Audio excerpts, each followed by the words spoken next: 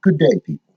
My name is Robert Frazier, back for another installment of my book, Black Moon, which can be found on Amazon, Barnes& Noble, Google Play, Kindle, and Nook, among other places.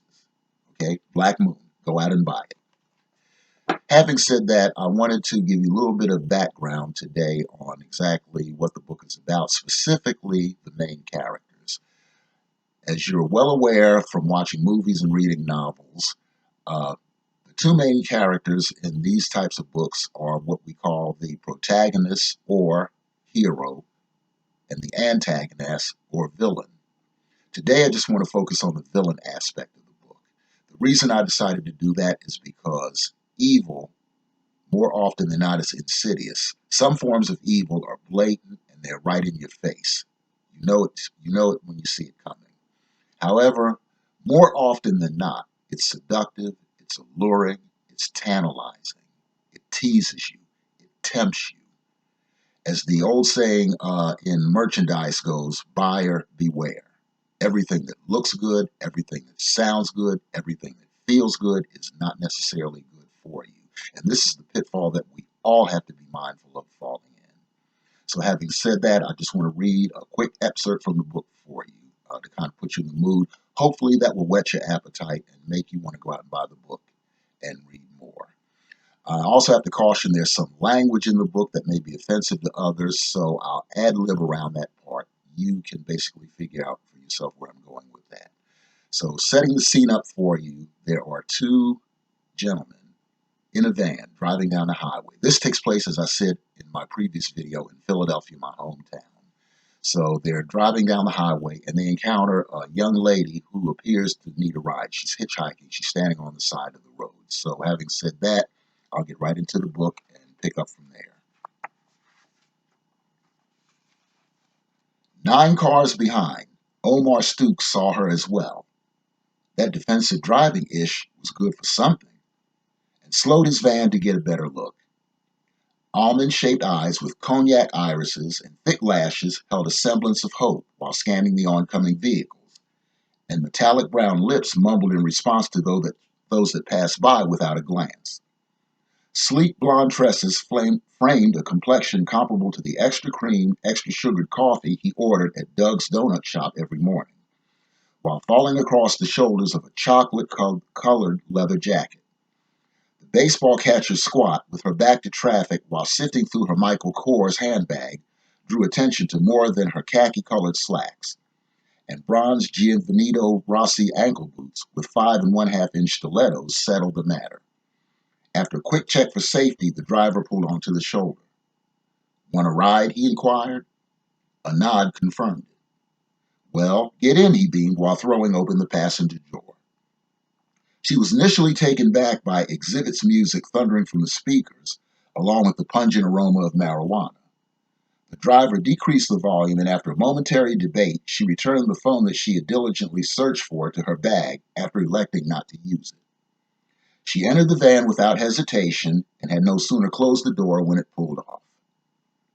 What's your name, girl? He asked, stirred by the scent of Issey Miyake as she settled in. L, was the demure response. Is that L like LL Cool J or something?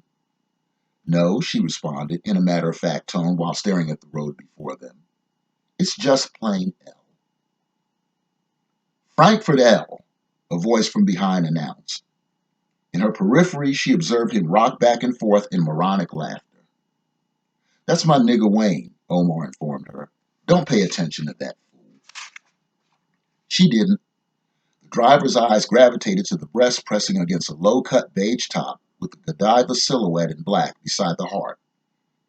38 double Ds at least, as she unzipped the jacket, and he watched her toy with a gold earring before inquiring further. Where are you from?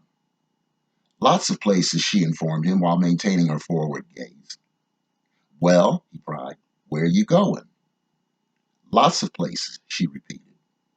Now see, he cautioned, you ain't got to be getting all smarting-ish. Yeah, Wayne acknowledged from the back. We were just trying to be respectful, like Minister Farrakhan said at the Million Man March and ish. Yeah, Wayne echoed while licking and twisting the blunt he'd been working on as the van pulled onto an empty lot. For the first time since entering, she turned to the driver as he put it in park before an abandoned building. "What are you doing?" "Well," Omar mused, "seeing that we did you a favor, we figure you might want to show some appreciation." "Yeah," Wayne concurred. "Shut up, simple MFer," the other cautioned. "What do you mean by appreciation?" she hesitantly asked. "You know what I mean," was the less than subtle response. His eyes traveled from the emblem on her top to the suddenly crossed legs before locking with hers as Wayne cackled gleefully. "I don't think that would be a good idea," she advised in a tone that, despite the facade, betrayed her anxiety.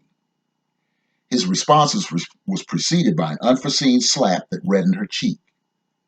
"Does it look like I care about what you think?" Before the woman could react, a hand covered her mouth from behind, with a taut forearm making its way beneath her armpit. Curling against her chest, it forced the arching of her back in response to a sudden loss of air as the driver reached behind her knees. "Take her in the back," he commanded. The woman stared at the ceiling with an inverted Wayne looming over her and mumbling some absurd reference to Richard Nixon while unbuckling his pants. She heard her boots hit the floor at the other end before a harsh tugging slid the khakis over her ankles, and sensed that Omar's grunt of approval had little to do with scented body powder as her white lace thong followed suit. Above her, Wayne leaned forward to tilt her chin, and with an involuntary shudder, she closed her eyes at the thought of what was to come. Fueled by an altered state in conjunction with his friend's encouragement, Wayne readied himself with a packet of olive oil left from an earlier chicken Caesar salad, and after mounting the unresisting figure, entered with minimal difficulty. The subdued moans interspersed with hiccups were an irritant. However, he sensed that Wayne's dictate would remedy that. "Say ah."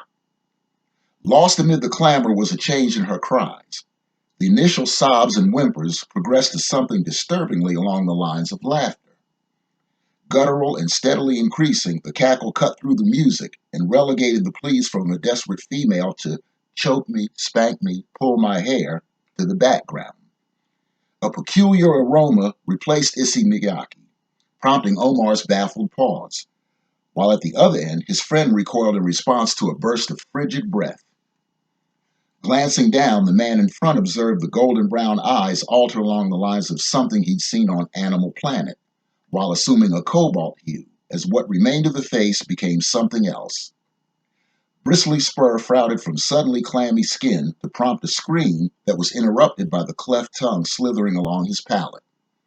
It nestled against his tonsils, and as elongated fingers pulled him forward, Omar realized that the thing had assumed the lead. Nauseated by the contact, he struggled to escape from whatever it was before muscular thighs clamped around his lower back. His grandmother's reference to dogs being stuck in the heat of the moment came to mind as an additional lock secured the hold. A frigid, lipless mouth heightened his anxiety in conjunction with the awareness of an inability to breathe. Sensing this, it broke the seal while maintaining the grip on his neck, and forced to look, the captive observed something from the nightmares of his childhood staring back. Amid cynical moans and frenzied thrusts that caused his loins to ache, the former aggressor stared into eyes that mocked his plight, before a searing flash of pain directed his attention elsewhere. He sought to locate the source of his agony and observed bloody talons raking across his better half. As abruptly released from confinement, it fell to the floor, to merge with segments of his digestive tract, seeping through the sudden rupture in his abdomen. However, there was little time to dwell on this as his head was pulled forward once more, allowing puissant jaws to clamp around his throat. Omar Stooks felt his veins being compacted, and his last thought before dying was, "Stupid MFer, Ish finally caught up with you, didn't it?" Its attention turned to Wayne, who, immobilized by the spectacle, knelt motionless in the rear of the van, eyes bulging, mouth agape, and Tricky Dick no longer haughty, but limp with fear. He stumbled and fell aside at its approach, with disbelief expressed in a final outburst as it covered him. "Oh, Ish." That was a little segment. I hope you enjoyed it. As I said before, the point of all this is everything that looks good is not necessarily good for you. Hope you enjoyed that little segment. There'll be additional ones to come in the future. In the meantime, if you enjoyed that segment, I encourage you to go out and purchase a copy of Black Moon, my book. It can be found on Amazon, Barnes & Noble, Kindle, Nook, Google Book, and Google Play, among other places. After you finish reading the book, I would appreciate it if you can put a review on any one of those sites to help me boost sales on the book. Again, I thank you for this time. Thank you for indulging me, and I look forward to seeing you in future videos. Thank you. Have a blessed day. Peace.